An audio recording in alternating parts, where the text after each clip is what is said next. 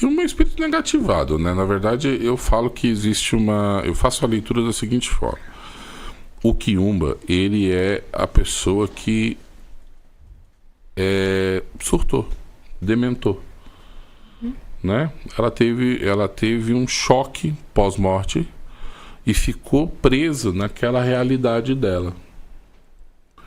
De uma certa forma, ela vai criando consciência de que ela está no plano espiritual. Ela está no plano espiritual, consciente de que está no plano espiritual, mas é aquele espírito revoltado, né? E aí, de novo, né? Este negativo dele, somado e associado, a função das entidades é puxar esse quiumba ao passo de que ele possa se tornar um membro daquela egrégora, daquela corrente. É um trabalho, eu falo que é um trabalho social e espiritual.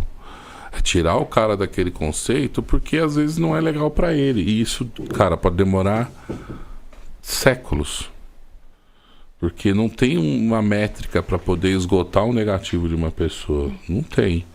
Tem pessoas que utilizam muito essa força e esse negativo para o ataque.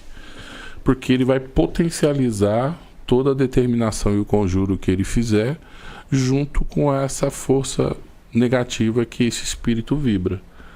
E aí ele vai potencializar os seus trabalhos. 90% dos trabalhos que são feitos com essas energias. Tem uma outra pergunta, mas antes eu vou ler o superchat aqui. Do Umbanda Transformação, Roberto Mundstein, aqui. Sua bênção, padrinho. Parabéns aos entrevistadores e ao pai David pela excelente aula. Um abraço, meu irmão. Um abraço, Roberto. Obrigado aí pelo superchat. Conhece? Conheço. Meu afilhado. Tá no Rio de Janeiro. Tá no Rio? Tá em Petrópolis. Coitado. Brincadeira. Adoro Rio de Janeiro. Adoro. RJ. RJ. Adoro. Você acredita tá bem hoje. Tá bem. Você acredita em uma consciência, um espírito que deixe completamente de existir? Que nem reencarne mais, nem se torne uma entidade, que simplesmente deixe de existir? Eu não acho que ele deixa de existir. Ele vai se acoplar a uma força maior. E essa força maior não é muito esotérica, sabe? Que você tem um plano superior que só vibra, Não é bem isso. Eu acho que, por exemplo, eu vou pegar os próprios povos originários, né? Se você pegar a mãe Yara, a divindade Yara, ela não tem forma. Os indígenas enxergam ela como uma mulher, metade mulher, metade peixe, e ela é o grande ventre, aonde você volta para o ventre dela após a morte. Aonde ela vive? Nos rios. Você concorda que o rio em si, as águas, elas têm uma força sobre-humana, sobrenatural? Sim. Ela passa a ser uma energia viva. Então, para mim, existem espíritos que se acoplam de tal maneira nesse campo que ele faz parte daquilo. É como se fizesse parte da natureza. Ele vai acoplar naquela energia e encantou de vez.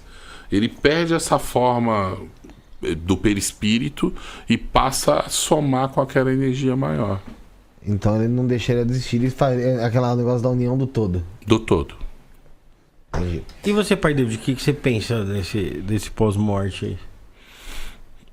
Cara, assim, de novo observação, tá? A gente fala, eu sou pai, 4 filhos. Geração do caramba, né? É uma geração difícil. Eles estão muito avançados de nós. Então, teoricamente, eles são mais evoluídos do que nós. Sim. Porque os caras já foram e já voltaram. A gente ainda tá aqui moscando aqui, ainda purgando, vendo o que a gente vai desenrolar aqui. Amanhã, quando você desencarna e acredita, que eu não acredito nessa reencarnação plural que o Espiritismo traz, né? Você nasce aqui ou nasce na China, na Bósnia, eu não acredito nisso. Para mim, esse conceito de você trazer dentro da sua ancestralidade, da sua linhagem, isso tem mais sentido para mim. E aí, quando você pega esse processo reencarnatório nessa ideia, os filhos que são essas figuras mais evoluídas, eles trazem uma oportunidade para nós de um outro plano de observação. Então, morte e renascimento é um ciclo natural.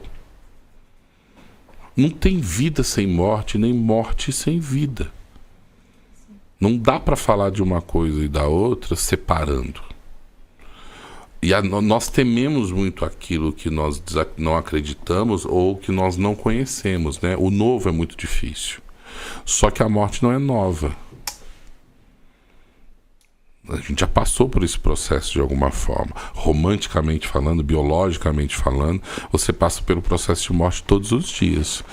E aí tem aí sim, para a galera do espiritismo não ficar na bronca comigo, essa filosofia eu acredito muito no espiritismo. Eles falam muito da questão do suicida passivo. Você é responsável pela tua matéria. Se você não cuida dessa matéria e antecipa o teu processo de fim, você é responsável por ele. Aí vai gerar o tal Aí vai te gerar o tal do karma, ou vamos chamar do que quiser, nessa caminhada. Eu tô nessa caminhada aí. De suicida passivo?